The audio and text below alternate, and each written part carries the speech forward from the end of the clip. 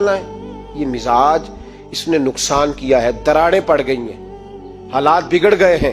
میرے نبی کریم سید عالم صلی اللہ تعالی علیہ وسلم نے رشتوں کو جو وقار دیا، امام غزالی رحمت اللہ تعالی علیہ نے لکھا ہے مکاشفۃ القلوب میں، فرماتے ہیں کچھ لوگ قیامت کے قریب آئیں گے جن کے نبی پاک صلی اللہ علیہ وسلم نے نشاندہی کی ہے، ان کے پاس کوئی شخص نہ بیٹھے ورنہ اس کا دل کالا ہو جائے گا۔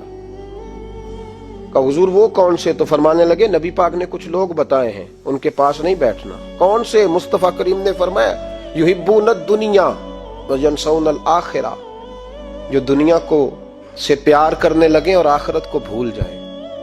امام صاحب فرماتے ہیں ان سے دور رہنا، دل کالا ہو جائے گا۔ یحبون المال وینسون الحساب، وہ جو نبی پاک نے فرمایا نا کچھ لوگ آئیں گے جو مال سے تو پیار کریں گے پر اس کے حساب کو بھول جائیں گے، ان سے بچنا۔ فرمایا یحبون القصور وینسون المقبرہ، جو مکانوں سے تو پیار کریں گے پر اپنی قبروں کو بھول جائیں گے۔ اور فرمایا ان لوگوں سے بھی بچ کے رہنا، ان سے بھی پرہیز کرنا کہ جو لوگ یحبون الخلق وینسون الخالق، جو لوگ مخلوق سے تو پیار کریں گے، بندوں سے بڑا پیار کریں گے لیکن اپنے رب کو بھول جائیں گے، ان لوگوں سے بھی بچیں۔ ایسے لوگوں سے نبی پاک صلی اللہ علیہ وسلم نے نشاندہی کی، ان سے بچیں۔ تعلقات میں خلوص ہوتا ہے، جب کوئی آپ کی غربت سے پیار کرتا ہے تو وہ آپ کا اصل دوست ہوتا ہے، جب وہ آپ کی تنہائیوں سے آزمائشوں سے پیار کرتا ہے تو اس کا آپ کے ساتھ رشتہ خالص ہوتا ہے۔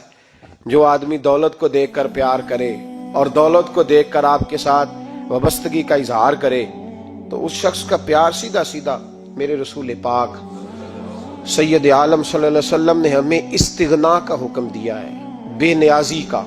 میرے نبی پاک صلی اللہ علیہ وسلم نے فرمایا جو رب کے بندے ہوں گے ان کے قیامت کے دن چہرے چمک رہے ہوں گے۔ تو یا رسول اللہ صلی اللہ علیہ وسلم اس کے علاوہ بھی کچھ بندے ہیں؟ فرمایا لعن عبد الدنیا وعبد الدرہم، فرمایا کچھ دنیا کے بندے ہیں، کچھ درہم کے بندے ہیں، ترجمہ یوں کر لو کچھ ڈالروں کے بندے ہیں۔